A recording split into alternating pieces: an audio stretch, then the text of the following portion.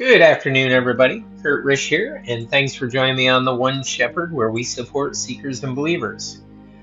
So, this afternoon we are picking up with our New Testament reading of Matthew chapter 2.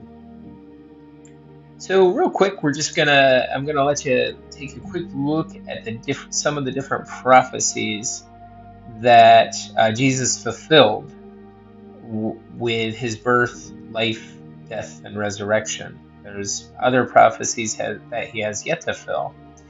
But as you can see here, I like this little chart. It shows, the prophecy from the Old Testament and then in the New Testament where it explains how he fulfilled it. So as you can see that the Messiah would be the seed of a woman is in Genesis 3, verse 15, and you see that fulfillment in Galatians 4:4. The Messiah would be the descendant of Abraham. We see that in Genesis 12:3, and we see the fulfillment in Matthew 1:1.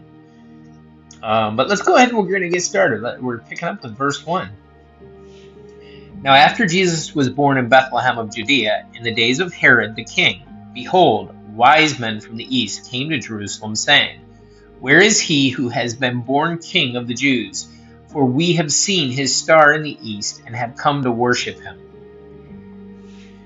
When Herod the king heard this, he was troubled, and all Jerusalem with him. And when he had gathered all the chief priests and scribes of the people together, he inquired of them where the Christ was to be born. So they said to him, In Bethlehem of Judea, for thus it is written by the prophet, But you, Bethlehem, in the land of Judah, are not the least among the rulers of Judah, for out of you shall come a ruler who will shepherd my people Israel. And if I touch that little letter H there, we'll see where that prophecy actually comes from. So that is actually found in Genesis 49, verse 10. Actually, the initial prophecy, is in Micah chapter 5, verse 2. All right, let's keep going here, guys.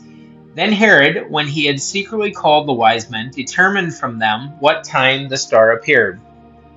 And he sent them to Bethlehem and said, Go and search carefully for the young child, and when you have found him, bring back word to me, that I may come and worship him also.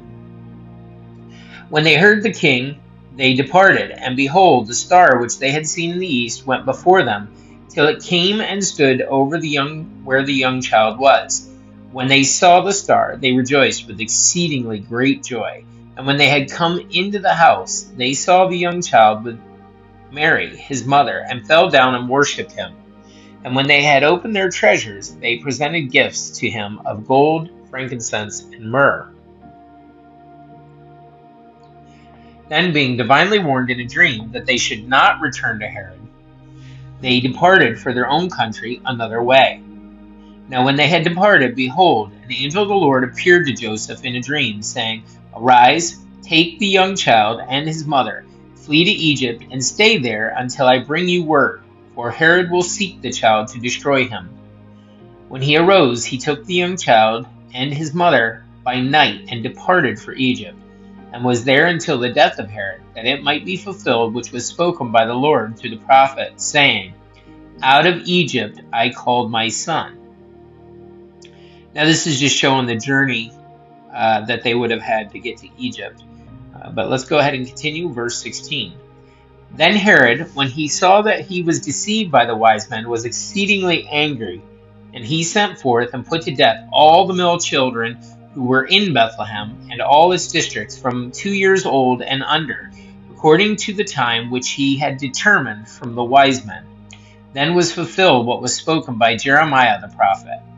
A voice was heard in Ramah, lamentation, weeping, and great mourning, Rachel weeping for her children, refusing to be comforted, because they are no more. Now when Herod was dead, behold, an angel of the Lord appeared in a dream to Joseph in Egypt, saying, Arise, take the young child and his mother, and go to the land of Israel, for those who sought the young child's life are dead.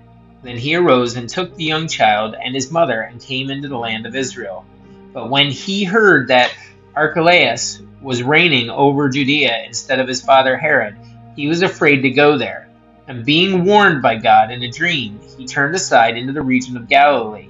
And he came and dwelt in a city called Nazareth, that it might be fulfilled which was spoken by the prophets, that he shall be a Nazarene. Guys, that's it for my New Testament reading of Matthew chapter 13. Thanks for joining me today.